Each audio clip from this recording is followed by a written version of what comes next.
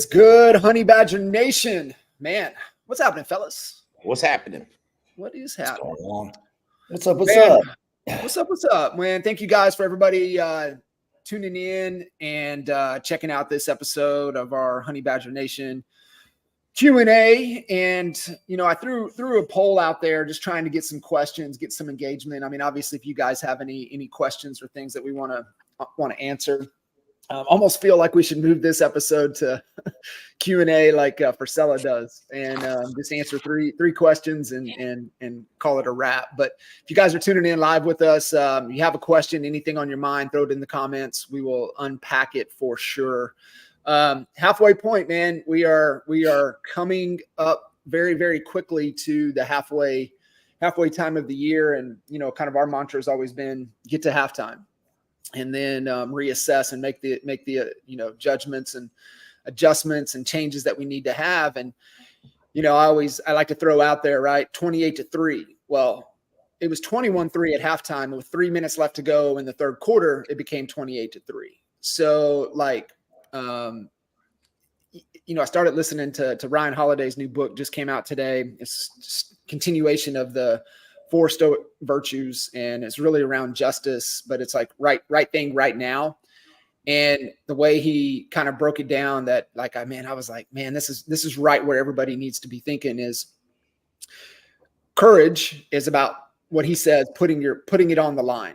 And then discipline, which was the second book that came out of the virtues, was keeping it in line, right? Keeping yourself in line, putting it on the line, keeping yourself in line. And then now this one is what he's talking about. It's like justice as more of a verb instead of kind of what our brains go to of how we've been kind of conditioned to think of the word justice. But he says, think of this as holding the line, right? So like you have the courage to put it on the line, you have the discipline to stay in line, and then you have to have that justice, doing the right thing to hold the line. And I was like, God dang, man, that's good, right? It's like, you know, we know what we need to be doing right now. The courage to, you know, commitment, courage, execute, learn, stay disciplined to doing the things that we don't want to do, and being honest with ourselves and holding a line. So I thought that was like, man, how just amazing, right? From a time frame and perspective of doing what we need to do, because we know, and this is what I want to kind of dive into with you guys, and we'll answer. Wally threw a question at us. I want to answer that. But right now, it appears, and you know, having this conversation with Kurt Singer yesterday, and just talking about, you know, new construction, and he goes, man, you know, the agents that I even get to talk to, it's either the haves or have-nots. There's no middle ground. Either people are like, man, things are great, or people are like, man, things are tough. And you know, that big divide that's starting to happen in there. And we know from human behavior, when people get into survival mode, they start to do just if they play in the gray, they start to color way outside of the lines. And so hearing, you know, Ryan Holiday's message, listening to the opening of his book, it just really made me think as a reminder. And I think just part of our obligation as to remind everybody tuning into this conversation is like, man, y'all know what the right thing is. Just keep doing the right thing. Yeah. No doubt about that. Yeah. What was going through my mind as you were kind of saying that was, I can't remember. I was just watching a movie and it was talking. Oh, it was about, it was the one that just hit Netflix. It's called Hitman. Yeah. Have you seen Ron? that? Ron. Yeah. Ron. He was Ron, right? Like, so what was making me think of it was because as I was watching that last night, I was thinking, like, who do we have to become if we want to do an ultra marathon? Yeah. Who do we have to become if we want to run an Ironman, or if we want to get fit, or if we want to change our physique and hit a diet plan and commit to, you know, the gym, a diet plan, and doing what we got to do? Like, who do we have to become? And who do you going to have to become to go from 5 deals a year to 30, or from 30 to 60? But it's funny that you just said that the divide's getting bigger and bigger. I'm either hearing people just suffering and they can't put a thing under contract to, like, yeah, we just had our best quarter in 3 years or whatever. Yeah. you know, and it's interesting to dissect it. And I think I can only think of myself, like, who did I have to become? You know what I mean? Like, who did I have to start to believe I was? Because the old person that wasn't getting the results is definitely not the person that I'm wanting to stay in that persona. Who did I have to become? And with tennis, I used to have to talk to myself all the time because I'm not the talented guy. I'm just the one that has to work fucking hard to compete against someone really good. And so in tennis, like your lowest, you know, your lower, like recreational, just picked up a racket kind of person's like a 2.5, right? And I was playing at like a 3.540 level. But when I'm playing someone 4-0, I started having to say to myself, you're a 5-0. Play like a 5-0. Return the ball like a 5-0. You know, this is just the self-talk that I had to remind myself. When you're golfing, you have to do the same thing. All the time. And golfing, same thing. Keep your head down. All this self-talk. So what self-talk are you giving yourself in the mirror every single morning when you're waking up to your bank account looking like, you know, that it's scaring you? Who do you have to become to get out of that situation? I think that's a question that we all have to ask ourselves if you're feeling like you're in the hole right now. Yeah. And, you know, it reminds me of, you know, when we were coaching with Clayton Mask, and, you know, Clayton had, you know, he had some of those self-doubts, right? And he's running $1 billion company, but he's like, I am the CEO. His affirmations every day. I am the CEO of a, you know, $1 billion company. This was before it was to $1 billion. But, you know, those affirmations is one of, you know, you have to, you know, the self-talk, you have to consistently do that of who you want to be, who you want to become. Well, Jay, you know, we do it anyway, right? Right. We're doing it anyway. Right. Question is, do we have the awareness, like when are we just beating ourselves up and telling us you know what I mean? Like, I think most people don't have the awareness. They're not problem aware. They are not problem aware, and they don't, and like, they're self-sabotaging their own self because they haven't spent the time to get the tools that need to go in their tool belt that they're carrying with them all the time to be able to ask. And one of my favorite, you know, mental thoughts, and Cuz got this from you, is like, what else could it mean? Right. So like in every situation, right, just thinking through, like, what else could it mean? But Al, to your point, I don't know if you've seen, there's this reel, I tried to find it, but he just he breaks down the study of the top 5 and the top 25, because you made me think of this when you said tennis. So what he was saying, he's like, do you understand the difference between a top 5 tennis player and a top 25 tennis player? And he said, there's one thing that separates the top 5 from the rest in the top of the 25. He said, they all have the skill set, they all have the nutrition, they all have the workout, the work ethic, they all have the talent, they all have the coaches, they all have everything. He said, but the difference in getting from top and moving into the top 5 is the way they think. And he goes, the way they think, they are super optimistic, and they're like, hey, that shot went against that didn't bounce in my favor. The next shot will. Hey, that's whatever. I'll overcome that in the next shot. That's no big deal. But it's like, it's that positive reinforcement, almost optimistic in that, hey, it's a percentage deal. That was a bad deal. It's going to be bouncing in my favor. He said, now outside of the top 25, they're like, shit, outside of my favor, this is going to be how my day is going to be. And then they self-sabotage, and they go down that spiral, and that death spiral in their mind, and they self-sabotage. But I thought that was just so fascinating, in that, just that slight little distinction of, can I be optimistic and positive even when things aren't going my way, or am I going to allow this to be a negative butterfly effect, right? So it's like a negative thought leads to another negative thought leads to another negative thought, and you got to catch it. And you're like, what am I doing? This is what? And then you tap into the old cookie jar and be like, oh, I've been here before. I know what this is like. Yeah. What compounds it too, dude, is it's not always about the business part of our life. Isn't always what's getting up under our skin and causing us anxiety and causing us the self-doubt talk. It's the relationships we have with our spouse or our kids or someone else that pissed you off, that didn't do what they said they were going to do, and broken promises and all that bullshit. You know, like, then that compounds on top of the business stresses. And now you have a shit show that, you know, can start to spiral into this just real negative, where it's happened to me. Yeah. It's happened to me recently. Yeah. You know, so it's what Jay, you said earlier about awareness. And so, you know, when you're thinking about the mental health part of this. You know, that was not talked about in 1998 when I was licensed. You know, hey, you know, you got to make sure that your mental health stays in order to play this game right. We know that it's true for golf, tennis, you know, any kind of pro athlete. But what about a professional real estate person? You know, we got to keep our mental acuities in order, you know, other than our Cheetos and soda at the end. that helps me relax, but you know, it doesn't solve the problem. We know that. Yeah. Certainly tastes good. Yeah, for sure. And definitely, you know, could, you know, you know, sometimes it's those addictions, right? And that's why, you know, I've been pushing people. If you haven't revisited or read Turning Pro by Stephen Pressfield in a while, it's really important to be able to do that, because understanding, you know, what he talks about in there, you know, addictions overtake aspirations. And so we all have addictions. They're either healthy or they're not healthy. And 10 times when things get tough, instead of just pushing through and doing the thing, right? And that's what he talks about. He's like, you know, the moment he realized he went pro is that he finished the book. He said it was terrible. Nobody ever saw it, but I did the thing. So now I have proof that I can finish a book.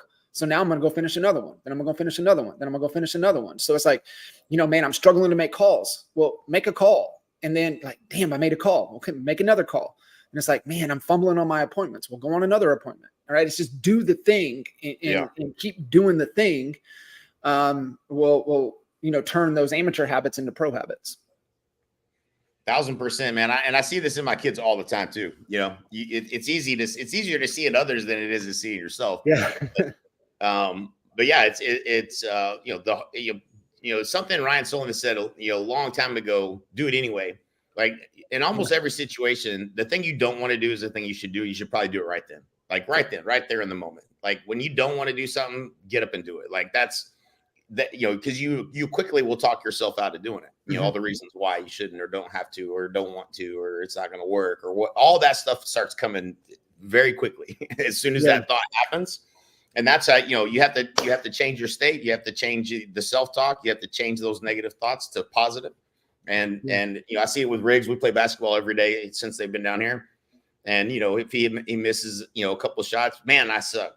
Hey, that's the wrong. Hey, I got to get him out of that, you know, because, you know, it's in golf, it'll ruin your day. In basketball, you'll eventually make one. But it's super powerful. But I had found this this John Kehoe mind power thing, and you know, something we were just talking about earlier, so I thought I would share it. You know, the 4 techniques for helping you focus your thoughts and manifest the reality you desire: visualization, affirmations, acknowledging, and getting rid of negative thoughts. And you know, I think how you get rid of negative thoughts is you have to have the awareness that you just had that negative thought. And a lot of people don't ever get to the point where they actually are aware, man, I just had a negative thought. Like it just, you know, it just kind of spirals out of control without you actually, you know, being self-aware enough to go, man, that's not an empowering thought. I need to change that. I got to change that to something empowering. You know, if I do, you know, if you're like, man, this is a waste of time. No, you catch that. Wait a minute.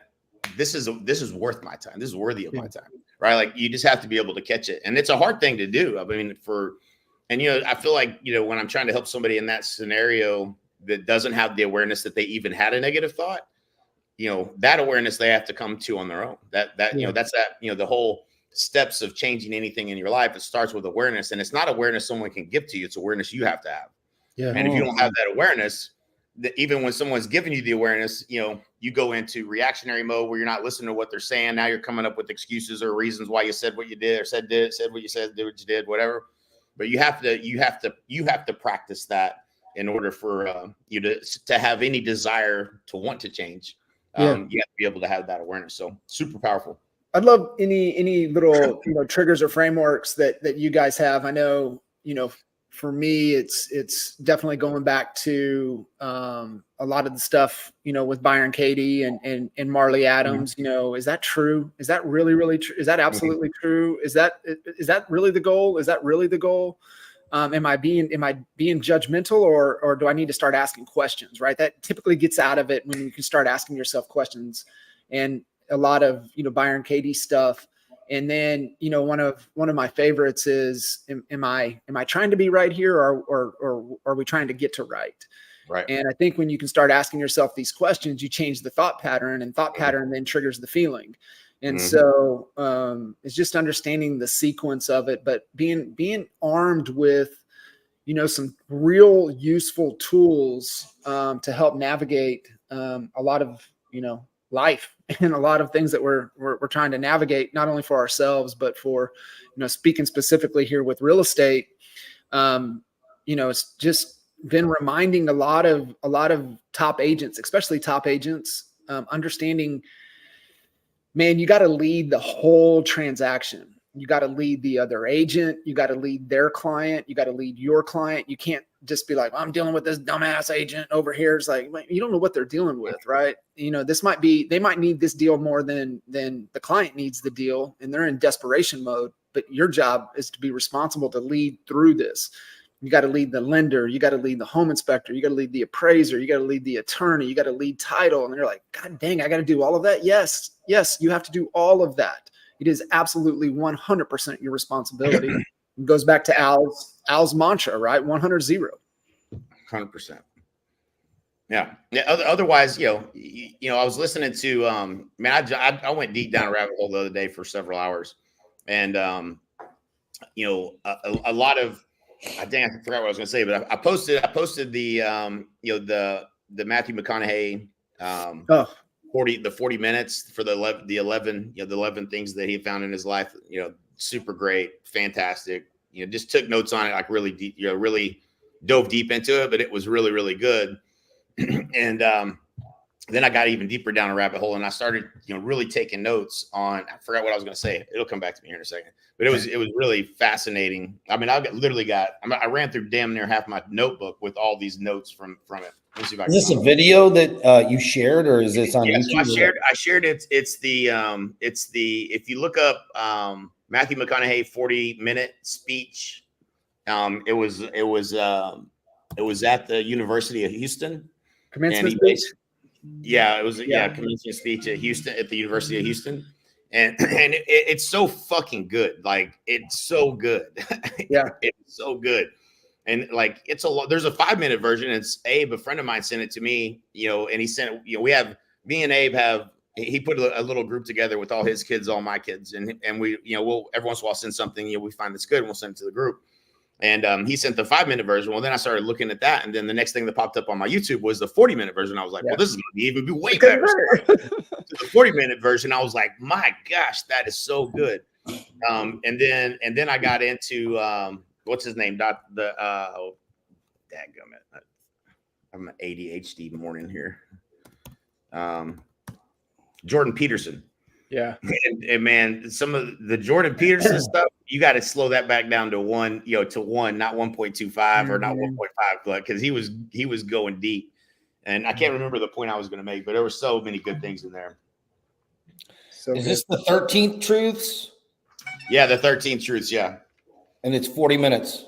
Yeah. Yeah, I think I saw it a long time ago, but I'm already watching. I thought I'd saw the whole thing before too, but I didn't remember it being at the University of Houston. I for some reason, and I probably saw snippets of it, but I don't think I ever sat down and listened to the whole thing. Man, it's good though. There's so many one-liners in there. Yeah, he's good. He's good. Well, let's unpack Wally's question and really, I got it. You got it. All right, let's share it's that. So great. As soon as you let go of trying to get it, it comes back to you. So he was talking about the 95.5. He said he explained, he's like, sometimes I get in an argument with my wife, and I know that I'm 95% right, but it doesn't serve me to focus on that. The only thing I have control of is the 5% where I'm actually wrong. And so, you know, a lot of times when I get into an argument, especially with my wife, this is why it was such a good analogy for me, is I know what I'm saying is absolutely correct, but the only thing that can give me joy is me focusing on that 5% where I could have done something different, where I could have been better, where I could have changed. And because no matter what, I can't change the 95% of whatever my wife does or whatever anybody else does. This is a scenario that works in any situation. But that's the key is, and that's where the joy is in always growing. You have to have an aim, something where you're trying to get to, a North Star of where you're trying to become better.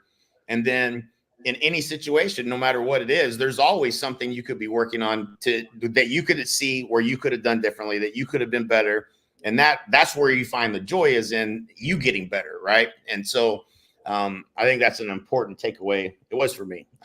Sometimes I'm just like, well, I know I'm fucking right here. Like, why don't you see that? But at the same time, I probably could have done that. And I had some little self-awareness moments where, like, I'm being a dick right now because of, out of spite. You know what I mean? Like, I'm doing it out of spite because I know that I was right yesterday, and I'm still have, or whatever. Right. And you get into that. We think we're teaching them a lesson. Right. No, you're not. You're just bringing on more of what you don't want. Right. Right. I think that carries over into, even dealing with team members and dealing with clients and dealing with everything. Right. And I think, when I'm hearing you go through there, it's like, okay, maybe I didn't reframe it to where they can understand it. Right. Because I'm speaking through my lens, but they're receiving it through their lens of what it is, their experiences, their life, their terminologies. Like, they see it to their reality, and I'm trying to explain it to my reality. And it's like, okay. And that's why it's so important. Like, we're always trying to build rapport, especially with our team members and our clients, because then once we have a rapport connection, and maybe we have some synergy around Harleys, or we have a synergy around, type of sports, then we can always bring it back and frame it to, their reality, and then that connection there. So I think I love that where you leave it open, where you leave it a little bit open, is like, okay, how can I articulate this a little bit better and make it a little bit understanding, or where am I off? Kind of in that thinking, right. Man, that is way powerful. Yeah. Way powerful. It's very difficult to do when, in those moments when everything you're saying is absolutely truth, but it's not truth to them.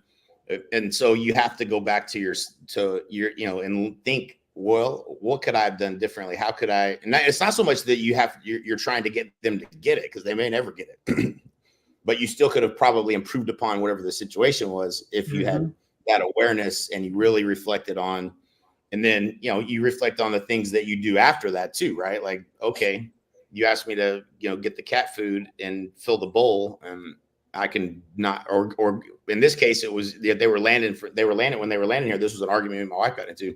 Can't remember what it was about. Wasn't that important, but I was definitely right. Let's just make that clear. But I was looking at, okay, you want me to go get Kinley, get Kinley's friend or whatever, and I could go do that, or they could bring him here. I'm thinking of all these ways that I can get out of having to do it, because I don't want to do it because you asked me to, because I'm still pissed about whatever it was I was dealing with before that. And I was like, or you could be smart, which is not something I usually do, and you could just go do it and just, look at it through a different lens, right? Anyways, so for me, I was like, see, I still got shit to learn. Yeah, so good, yeah. So good. All right, so let's shift this over to kind of what's coming up with changes. I saw VA threw out a temp adjustment, buyer compensation, however that's going to look over the next couple months. But as that lands, all of you guys listening in, if you have not gone through or have your CHBA, CHSA, get plugged in, honeybadgernation.com, go get it, go through the trainings, jump on Thursdays with Wally to be able to do that. But, Wally's question was, particularly speaking to EXP, what does EXP have? What does Leo and Holly put together to roll out that really align with that would be complementary to CHBA to help agents as we start to navigate and being able to articulate their value to buyers and know how to get compensated?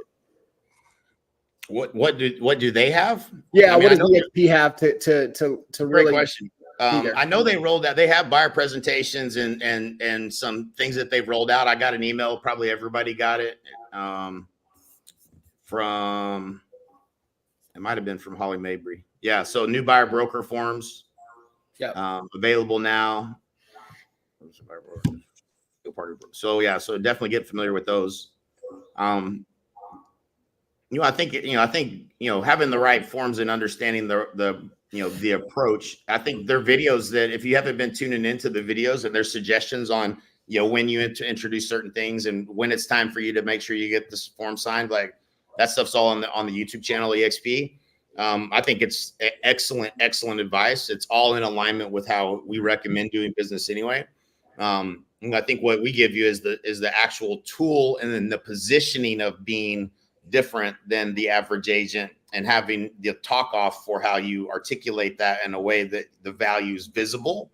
And then just learning the forms, is that's a byproduct of they're gonna if you present it correctly, there's no objection. If you're getting an objection, then there's something you're not covering in your presentation, and that's where I think CHBA gives you the most value.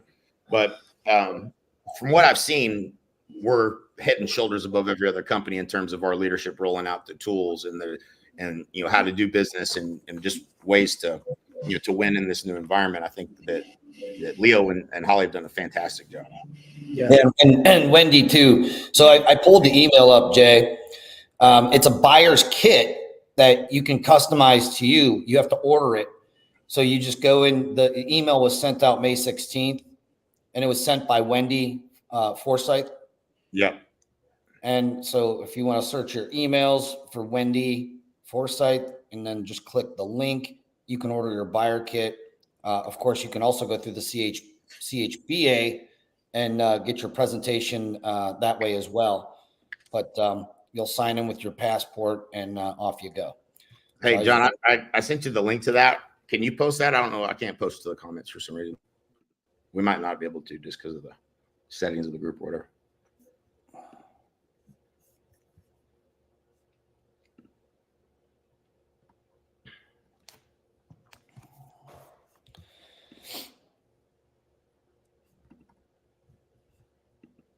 Boom. Cool. A couple things on my end. We should have the link is live for anyone needing onboarding assistance. Tracy, who's been our onboarding go-to for years now. The form is complete. Well, the form was complete, and now it's missing a few fields. They're going to go back and edit that. It should be live tomorrow. So look for that. We're going to be posting that. Also, be on the lookout too. If you're opening up your app, your Rapid Funnel Honey Badger app is now called the One Big Fire app. All the stuff that was in there is still in there. What we're doing is giving the ability to other groups to add their own stuff and have their own like sub accounts under it. And so we're going to be rolling that out with a lot of the biggest leaders. In fact, I actually have a call with Dave and Tracy Gagnon tomorrow because apparently they've been using the tool but haven't gotten enough traction. So they're, the suggestion from Patrick was to have them kind of just join into ours, just, have them move their members to our platform so that, and we can start adding good stuff. And the last thing I'm going to add is once those two projects were done and they're almost both completed, I'm going to be taking a stab at a new EXP Explained. It's going to be interesting how it comes out because I'm not sure how I'm going to explain it as smoothly as the last time with the changes that we've had. Should be okay. But I'm going to be taking some stabs at that. And then once we have something that's decent, we'll get that posted up there so that we can start sharing some accurate information of what this model is today.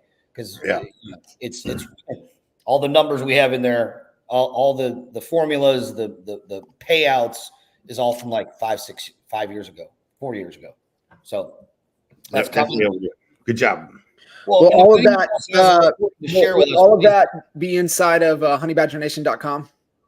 Well, it'll be inside the app, and that is they'll be able to go to honeybadgernation.com to get the link to the app as well as link to the concierge for onboarding. Will that be on honeybadgernation.com? Those links will be there. Okay, 100%. It'll be on honeybadgernation.com. Yeah. So Andy asking, that's where honeybadgernation.com's go-to resource. Andy has the Rapid Funnel app. How do you get that changed over to One Big Fire? It is automatically. Don't have to do anything. Okay. The One Big Fire app is the parent app. And if you already have the Honey Badger app, there's nothing for you to do. You'll just see the logo doesn't say Honey Badger anymore. It says One Big Fire. I know some folks didn't even get the honey badger. They got rapid funnel, right? So they went that route, somehow didn't get honey badger. But what I would, if that happened to you, just whatever you need to do with that team to make sure you have either honey badger or one big fire. Well, what we did was we went through all the assets and we separated and said, all right, these should just go under the honey badger version of it. And these can be under the parent, meaning anyone that in EXP can get it and share it and doesn't have any honey badger stuff in it. So there's the trainings, everything all the trainings are going to be in there because they're just damn good trainings. I mean, all the way going back to Rob Flick's original, training on agent attraction, which is still gold still in there. So what's that, Jay? So they're just the fundamentals, like the principles don't change. 101. Yeah. So good. Yeah. So that's about all I got on my end. Of course, agent to CEO. We're just waiting for my Stripe account to get connected, and we'll be ready to start promoting that. That's going to be absolute fire. September 18th, 19th. 19th is Rock and Rescue. The 19th is Rock and Rescue. The 18th is agent to CEO. So is the 19th during the day, and then we partay. So good one stuff. last thing, if you're wanting us to do lead generation for you, Funnel Pilot, you can go to funnelpilot.com and you can watch the on-demand replay. So that is exclusively for Honey Badger Nation. We've got this thing. It's been a hell of a process. I will say that, but we've got AI doing the research on each market. So we have everybody submit a little bit of market data, put all the market data into the AI. AI spits out which ad and what we should do based upon the data, which that used to just be a manual process that took a lot of time. So pretty awesome stuff. Still a little bit of a work in progress on our end, just dialing in some of the process because it takes time to get you set up on a lofty platform, but that's rocking and rolling. If you want lead gen, you want high quality, low cost leads, funnelpilot.com, go watch the video. Love it. Yep. All right, guys. For you guys listening in, if you have any questions, something that you would want us to unpack and dive into, send it over. We do this call at noon Eastern every Tuesday, and we would love to have more questions for us to unpack. I know we can do a better job just prompting you guys, but any questions, any thoughts, anything that you want the three of us to dive into and unpack for you, send it over and we will make sure to do it. And then fellas. Braden's still doing our Funnel Friday training. Great. It's a good question. I'm not 100% sure if he's still doing those on Friday at noon or not. I think we've kind of moved to a place where like it's best because we end up with a lot of people that try to do it themselves. And even if you think you're competent enough to do it yourself and you can follow through and do it, it's probably easier. It's certainly going to be cheaper to not have to learn a lesson there and just have us do it. And so we do it with Funnel Pilot. It includes Lofty. It's $97 a month. That used to be $2,000. That the agents that have got on that are pretty savvy still always mess it up every time. There's just too many variables to get it right. So we wanted to create a way where we could manage and monitor and provide support ongoing for anybody who is running ads. And so that's how we're doing that now moving forward. So I don't know if he's actually doing the Friday call and if it's the same time or not. I know we had talked about changing that. So if it has been changed, it's updated on honeybadger.com. If not, it's still there. Cool. All right. Cool. All right, guys. Appreciate y'all. Let's have a great week and we'll see you guys soon. See you. You got it. See you guys. Hey.